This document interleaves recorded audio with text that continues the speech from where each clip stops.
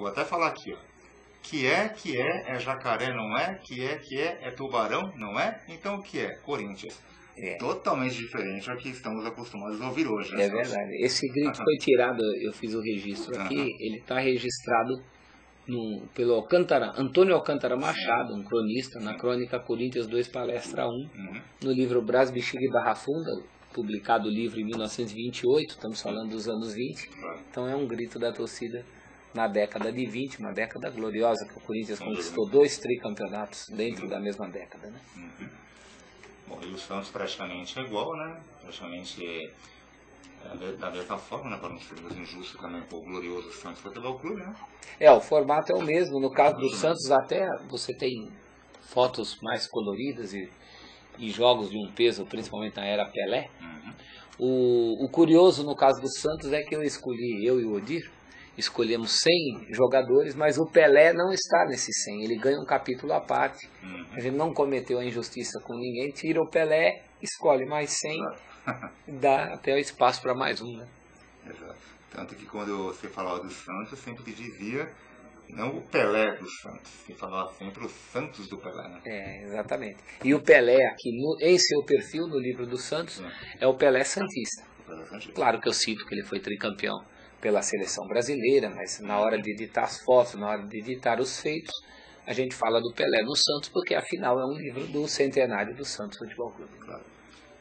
Esse também é um livro muito interessante, Celso Zé. O livro de ouro do futebol. É o meu livro que eu considero mais ecumênico, Maurício, no sentido de que não é de um clube só, não é de um evento só, no campeonato, mas fala do futebol em geral como fenômeno, né? Fenômeno de entretenimento aí do início do século XXI. É um livro já de 2002, a Ediouro, pelo qual o livro foi editado, é uma editora que tem a série O Livro de Ouro sobre vários assuntos. Livro de ouro da música, livro de ouro da medicina, livro de ouro do carnaval, e o futebol era um desses assuntos. Me foi encomendado pelos editores, eu apresentei um plano que mostrasse o futebol, inclusive para leigos, né, para as pessoas entenderem como é a estrutura dos campeonatos, como isso funciona. Contam a história da Copa do Mundo, elegi também alguns jogadores, 50 jogadores que sejam perfilados como jogadores importantes da história das Copas, e acabou dando aí nesse livro de ouro do futebol, que já está completando 10 anos, lançado na época do Penta Mundial. De 10 anos atrás, mas vale a pena, um livro de muita estatística, né? Tem muita lista de campeão, muita coisa. Campeões da UEFA, campeão alemão, inclusive, né? Dos principais países do mundo, Alemanha, Argentina, ou aqueles que têm uma proximidade mais conosco, né? Portugal. Eu falei da Alemanha porque eu tenho até uma curiosidade, eu vou até lembrar dessa curiosidade, porque, principalmente para quem gosta de história da guerra, inclusive, a Alemanha anexou a Áustria em 1938. Isso, exatamente. E em 1941, o campeão alemão foi justamente o Rapid de Viena. O Rapid de Viena, E anexou a Áustria, e alguns desses jogadores foram obrigados a jogar na seleção alemã, né? E havia inclusive um jogador muito importante da Áustria chamado Matthias Sindelar, né? Isso, o homem de papel. O homem de papel. Cuja esposa tinha ascendência judaica, né? Era o grande craque do futebol austríaco na época e considerado até hoje o maior jogador da história da Áustria. Exatamente. E tem um livro muito bom também, Celso, esse eu já não conheço. É O Rei do Rio. O Rei do Rio. É um livro pôster, na verdade ele nasceu com a ideia de uma revista pôster com todos os times campeões cariocas pelo Flamengo. Você tem sempre um time posado aí a cada ano de título. E a ideia foi crescendo, quer dizer, falamos então vamos colocar um pouco mais de estatística. Nos títulos mais antigos as fotos não tinham qualidade para ocupar uma página inteira, então colocamos texto e no fim acabou virando um livro. O que era para ser uma revista, sairia pela editora Globo, acabou saindo um livro do qual me orgulho muito também. O Flamengo é um grande clube brasileiro, além do que em outros casos a autoria não é propriamente minha, mas eu presto serviços de consultoria. O Ziraldo, por exemplo, tem uma coleção que ele conta a história dos times de futebol para as crianças. E eu prestei essa assessoria histórica. Eu não sou desenhista, não sou argumentista, mas trabalhei ali com uma espécie de revisor de conteúdo e também dando as ideias para contar a história desses clubes. E saíram as edições do Corinthians, do Palmeiras, do Flamengo, do Vasco, do Grêmio, do Internacional. Você, no caso, muitas pessoas te chamam para realmente contribuir.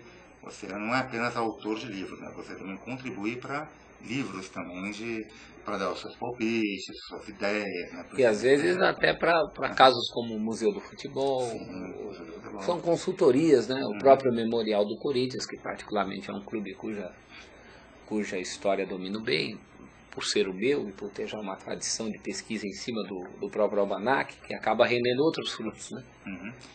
E outros livros que você lançou, Sócio? Eu sei que não foi possível trazer tantos, porque já está até pesado na minha mão. Eles são 13, trouxe aqui, quantos você tem aí? Talvez 8 ou 9? Aqui tem 8, né? Aqui tem 4, aqui tem 8, estão faltando 5. São 8 livros aí, né? Tem o Grandes Clubes Brasileiros, que eu fiz em parceria com Marcelo Migueles, do Rio de Janeiro, sem ainda conhecê-lo. Fizemos um livro por e-mail, foi uma experiência sensacional.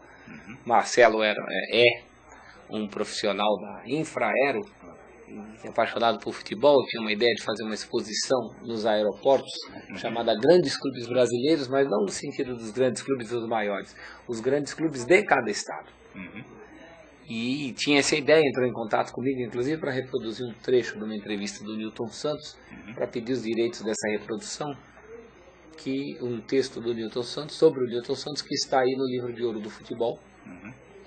E aí começamos a conversar, ele me disse da ideia da exposição, estava contactando os clubes, assessorias de imprensa, para conseguir bandeira, camisa, flâmula. Aí eu dei a ideia, então por que você não faz um livro sobre isso, um catálogo da exposição? Aí ele perguntou se eu ajudaria a fazer, eu disse que topava, e aí começamos uma grande amizade a partir desse livro, Grandes Clubes Brasileiros. E fora do esporte, mas ainda dentro da história, eu colaborei, fiz a redação final de um livro sobre a história da família Bresser em São Paulo, para a dona Diva Bresser, há pouco tempo falecida, que era uma senhora que passou a vida inteira coletando coisas sobre a história de sua família, que é a família Bresser, né? Que deu origem aí à estação do metrô, aquele bairro, né? Perto do Brás, não chega a ser um bairro, mas é uma localidade de São Paulo, os Bresser. E aí tive o prazer de organizar esse trabalho que a dona Diva passou a vida inteira coletando. E além dos livros também, né, Celso? Vamos falar um pouquinho da sua participação na televisão, né? Uma participação, por sinal, muito brilhante. Digo isso porque praticamente há mais de 5 anos que acompanho o programa Loucos pro Futebol, que passa praticamente quinzenalmente, né, no canal ESPN, um programa muito legal, apresentado pelo Marcelo Duarte, com o PVC participando. Exatamente. Que dizer desse programa que há tanto tempo você participa com tanto brilhantismo? O Loucos está completando agora 10 anos, né? Ele começou como Loucos por Copa, na Copa de 2002, mas eu ainda não participava. Eu passei a participar do programa em 2005. E é um programa, primeiro, muito divertido de se fazer, né? A gente faz ali o que a gente faz no dia a dia, fala do assunto que gosta, trabalha muito com esse material de arquivo, de estatísticas. E, além do que, é um programa realizado por pessoas que já se conhecem há muito tempo. Eu já trabalhei tanto com o Marcelo quanto com o PVC na revista Placar, principalmente, em momentos diferentes. Mas todos nós passamos por Placar, que é a nossa base, viemos da imprensa escrita, né? No meu caso específico, a televisão não era uma prioridade, mas vem dando certo, né? Pelo menos na ESPN Brasil. Agora faço também o cartão verde como comentarista, e vem dando certo, me sinto bem fazendo esse tipo de trabalho.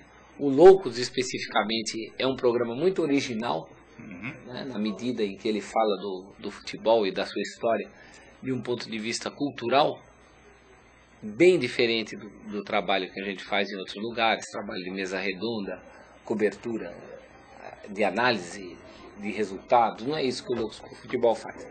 O Loucos é um programa de cultura futebolística e de história futebolística, que é bem a minha área, né?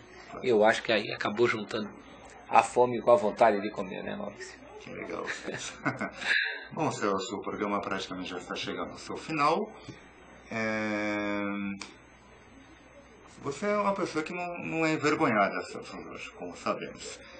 Seria muito subjetivo para você cantar uma das suas músicas, que tão bem você canta no Loucos do Futebol, mas não perguntaria um hino difícil para você, Celso.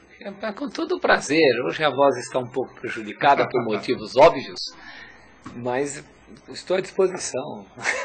Vamos cantar o hino do Corinthians? Claro. Mas não pode ser o hino do Corinthians que todo mundo conhece, o campeão dos campeões. Você então, quer o original? Eu gostaria do original. Eu vou até falar um pouquinho, acho que tem até nesse livro dos 100 anos do São Santo. Tem sim. Lembra da página, Celso? Ele está aí nos anos 20, porque porque esse hino foi composto em homenagem ao presidente Felipe Colonna, então deve estar mais para o finzinho dos anos 20, porque ele é justamente de 1929, essa é a partitura original do hino. Exato. Né? É um hino composto em homenagem ao então presidente. E é de La Roça Sobrinho, e a letra é de Eduardo Dome, que é um compositor brasileiro, e foi gravado por uma dupla chamada Guarani Pirajá, que é um pseudônimo. Poucas informações temos mais a respeito, a não ser que foi gravado pela dupla Guarani Pirajá. Vamos cantar um pouquinho, Celso? Vamos lá.